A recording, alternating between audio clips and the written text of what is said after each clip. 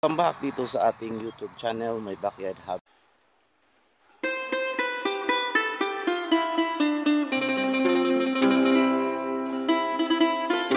Mga backyard, for today's video, I will show you how to ferment yung mga tira ng gulay na nakuha natin sa market dito kahapon ng gabi.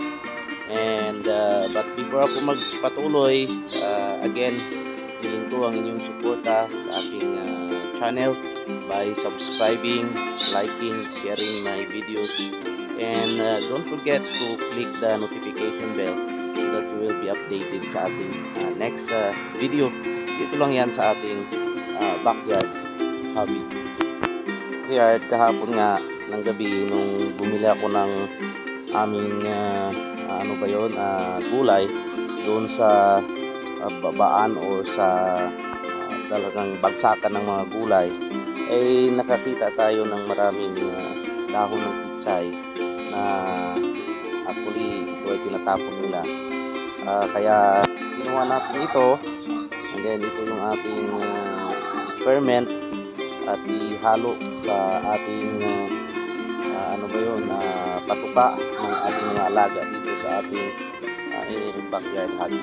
So first, we are going to straight or chop these leaves para ma-ferment natin. Maraming mga gulay pero napili kong kunin itong pitsay kasi medyo matigas yung dahon,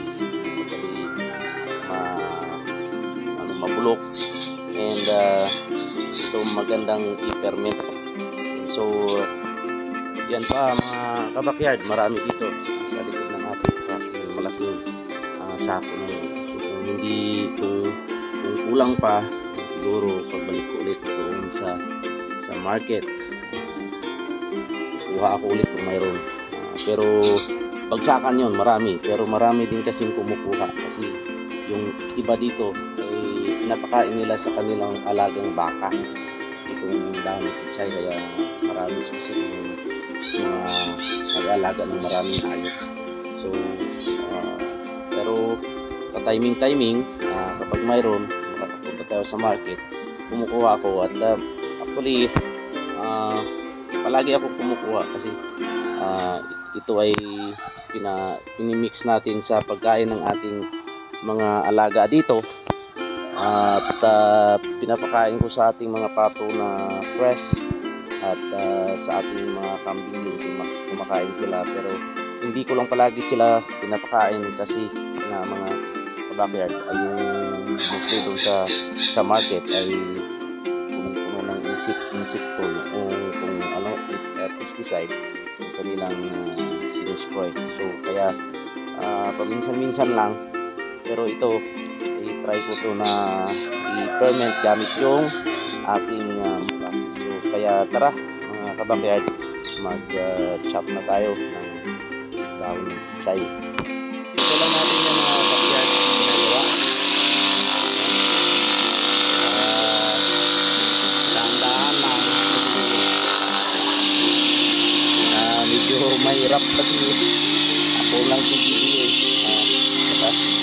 ayaw ko yung mga gawa, pero yan nga, yan yung ating ginagawa sa backyard. Tapos na nating i-chop ng ating pitsay ito, hindi pala pitsay, repolyo, backyard. So yung nakuha natin, tapos meron pa dito sa sako. And ganito na pala guys yung ating mix product, no? Gamit itong kaunting asukal, tapos itong ating molasses, at yun na yung ating mix. Ganyan lang sa backyard. And mix natin to, tapos lagay natin sa ating barrel, sa ating sisita.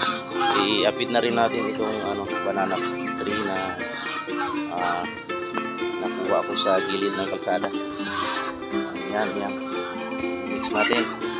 So for 7 days, permit natin for 7 days, and then pwede na nating ihalo ulit sa pagkain ng ating alaga.